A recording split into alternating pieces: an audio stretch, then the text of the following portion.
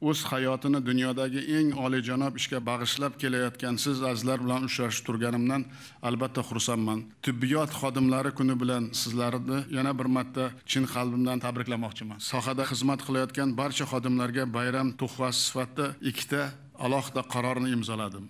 Birinchi qaror tibbiyot va farmatsevtika xodimlarini qo'llab-quvvatlash va rag'batlantirish haqida. Ikkinchisi 96 nafar tibbiyot va farmatsevtika fidoyilarini davlat mukofotlari bilan taqdirlash to'g'risida. Zamonaviy tibbiyotni farmatsevtikasi tasavvur qilib bo'lmaydi. Shuning uchun bu qarorlarda bugun tibbiyotimiz qatorida farmatsevtika sohasiga ham alohida e'tibor qaratdik. Ushbu bayramni agar sizlar rozi bo'lsalaring, tibbiyot va farmatsevtika xodimlari kuni deb nishonlasak, adolat nuqtai nazaridan bu to'g'ri bo'ladi.